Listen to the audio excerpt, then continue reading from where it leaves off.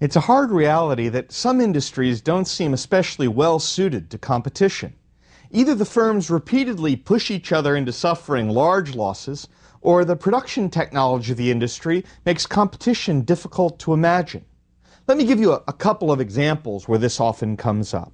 One is railroads in the late 19th century. Another is airlines in the late 20th century. Let's talk about railroads for a moment. It seemed at first like there were huge profits to be made in the railroad industry in the late 19th century, and vast amounts of track were laid. But once the track was laid, the additional marginal cost of shipping over that track was relatively low. So, once that had happened, some railroad firms without much competition could charge high prices, make high profits, pay large dividends, and then build more rail. So, for example, between 1880 and 1882, there were 29,000 miles of railroad track laid in the U.S., which increased the total track in the U.S. by 1/3 in just those 3 years. Then competition between all those railroads drove the prices way down, so firms were unable to pay for the track they'd laid. In fact, half of the railroad track built by private firms before 1900 was being run by the bankruptcy courts in 1900. Now sure, in any dynamic market, some firms will do well and some firms will do poorly. But what happens when an entire industry seems to run itself into the ground? For a more modern example, let's think about the situation of the big airlines in the United States. Remember back in the 1970s, when the airline industry was deregulated and there was a burst of competition from new firms like People Express. But more recently, big airlines like United and American, Northwest, Delta seem to be losing money almost every year, and a lot of money. Older firms like Pan Am and Braniff and TWA have gone broke. Southwest has consistently made money, and some regional niche airlines have done all right a few years now and then. But what happens when an entire industry, at least most of the industry's firms, seem to be running itself into the ground? To many people in the late 1800s, it seemed obvious that we needed to have government regulation of railroads to prevent the railroads from driving themselves into the bankruptcy courts. And we did do that for most of the 20th century. In fact, for most of the 20th century, the U.S. regulated both railroads and airlines. Another example of a firm where competition doesn't work very well is public utilities. A public utility is a firm that is technically privately owned, but is closely regulated by the government in terms of the prices that it charges and the kinds of services it provides. It provides a commodity used by almost every home, like water or electricity or phone service. Indeed, for much of the 20th century, these private utilities, water companies, electricity companies, the phone company, had prices and in many cases the level of service set by government regulators. Why is it that competition isn't working well in some of these industries? Why is it that government regulation seems so useful in some of these industries?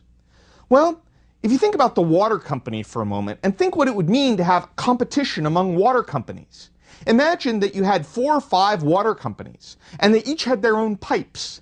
So you had 4 or 5 identical sets of pipes under the city, one for every company. So every household could choose its own provider of water. It'd be terribly costly to install all those duplicative systems of pipes.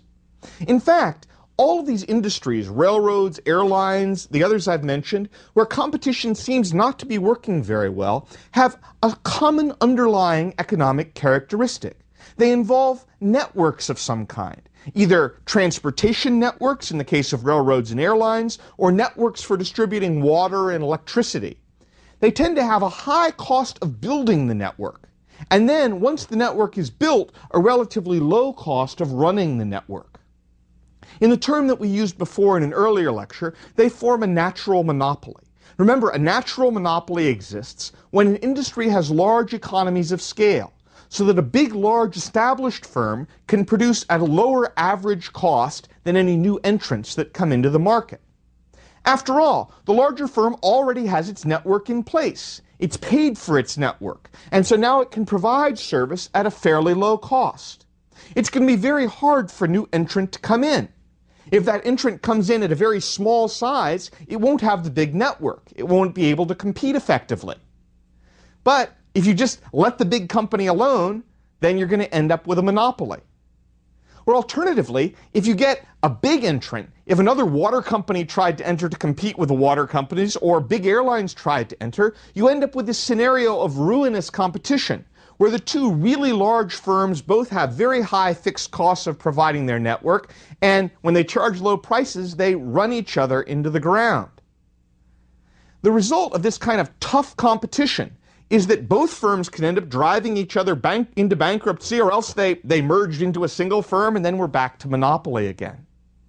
Some of you who saw the popular 2004 movie, The Aviator, will recognize this argument as what the senator, played by Alan Alda, says to the Howard Hughes character, played by Leonardo DiCaprio. Basically says, look, Pan Am needs to have a monopoly over international air flights, because monopoly will serve the consumer better than having competition with TWA. That argument sounds like a bad guy argument in the movie, but there's some economic logic behind it. Now, society has various options for regulating an industry where competition doesn't seem to work well or where a natural monopoly might exist. And these different types of regulation will have different incentives for producers. So let me try and discuss some of the possible regulatory options. One option would be take the large company and break it into multiple competitors. But in the particular case we're discussing here, that isn't going to work very well. Remember, the reason that you have the big company in the first place is that the big company can produce at a low average cost. If you break it into small pieces, then each piece is going to be produced at a higher average cost. The small competitors can't take advantage of the same economies of scale. Those small competitors will either collude together as a monopoly, which isn't good, or they'll viciously compete and drive each other into bankruptcy, which is the problem we're sort of trying to avoid. So let me put this in a little more intuitive terms. If you're worried about the water company being a monopoly, setting up a duplicate water company is going to be wasteful, and the eventual result will either be back to monopoly again or ruinous competition between these two networks of water companies. So, if we're not going to try and break up these big companies, what's the next possibility? A possibility is called cost-plus regulation. And cost-plus regulation is more or less what it sounds like. It is setting a regulated price that the firm is allowed to charge by first calculating its cost of production, allowing for sort of the low normal level of profit that a competitive firm would make, and then setting the price to cover that cost plus a little bit of profit amount. This has been historically the most common method of setting prices for public utilities. It was also the method in which prices were set for the airlines and for the railroads for a long time. State commissions set these prices. And in fact, if you go back to 1887, which was the Interstate Commerce Act that first started regulating railroads, that's how they set the price for what would be carried on railroads from the late 1800s for almost a century up until the 1970s. When the airline industry was regulated by the Civil Aeronautics Board, that was how the Civil Aeronautics Board set prices for the airline industry through this cost-plus regulation. Now, what incentives does cost-plus regulation provide? Imagine that you're a producer and you're reimbursed for your costs plus a little bit more. Well, at a minimum, you have less reason to be concerned with your high costs. Because if you have high costs, you have cost-plus regulation. Those costs get passed along in the form of higher prices. Even worse, firms under cost-plus regulation have an incentive to generate high costs. An electrical company that's being regulated by cost-plus regulation might want to build huge electrical plants or employ lots and lots of staff, because what they can charge is linked to the costs that they incur. Moreover, you've got essentially no reason to innovate. After all, if you innovate in a way that saves a lot of money, what's going to happen? Well, cost plus regulation, your costs are lower, you're going to charge less, you don't come out ahead. So cost plus regulation sort of sounds like a reasonable way to regulate. In practice, the incentives it provides are not very attractive.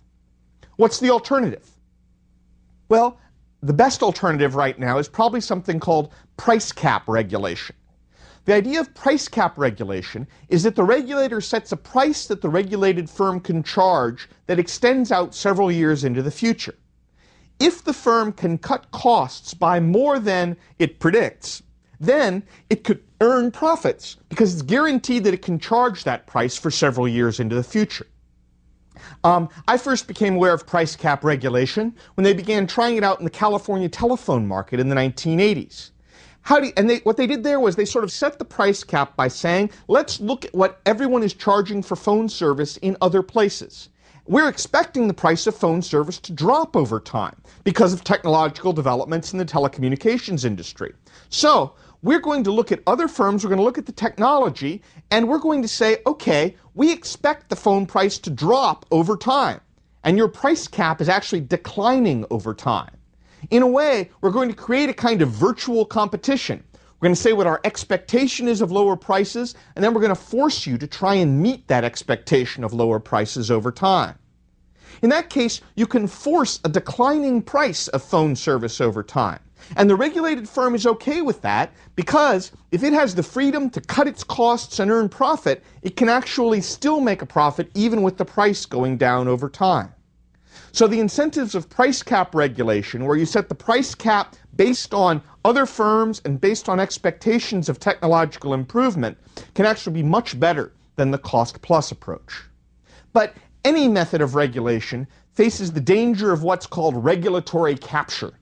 The regulatory capture is the danger that regulators will start believing their job is to protect the industry profits and the industry workers rather than to protect competition and consumers.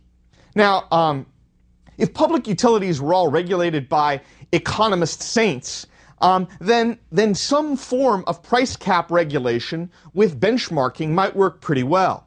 But government regulators are appointed by politicians.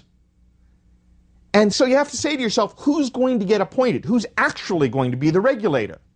Who is going to obsessively follow every action of the Public Utility Commission, every tiny little bit of fine print, every twist and turn and rule, and keep track of who's likely to be appointed? Who's going to make friends with the people on the commission? Who's going to provide those people on the commission with information and background and maybe a nice trip now and then and maybe even a well-paid job after they leave the regulatory commission? Well, of course, the firms being regulated are the ones who are going to focus on all of those things.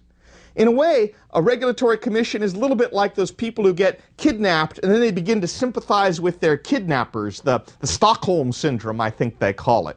Even if the regulators start off saying, I'm really determined to get the best possible deal for consumers, it's very easy over time for regulators to start sympathizing with the people they're regulating.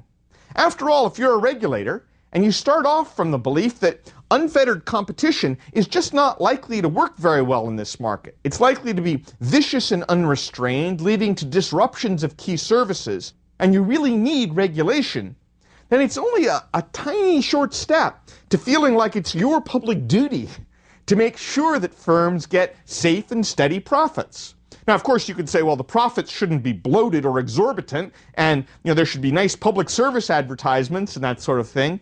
But regulators almost always end up providing nice, steady, almost guaranteed profits. If you're going to regulate, you need to feel like the industry is important, and so you can't drive it into bankruptcy, right? And if you feel that way, it gets very hard to be a tough price cap regulator who sets tough price caps over time. The other option, when you think about how to regulate an industry, is not to regulate it, to deregulate it, to remove the regulations. And the U.S. economy experienced a wave of deregulation in a number of industries in the late 1970s and into the early 1980s. Some of the industries that were deregulated at that time included airlines, banking, trucking, oil, intercity bus travel, phone equipment, long-distance phone service, and the railroads, too. Now, when these industries were deregulated, they definitely stopped being nice, neat, orderly markets where the firms got a certain level of profit year in and year out. But it's also true that consumers benefited greatly from deregulation, both in lower prices and in terms of new goods and services. The number of choices for consumers mushroomed. The airlines reorganized themselves after deregulation into these hub and spoke systems, where people flew into one airport and flew out again. The result was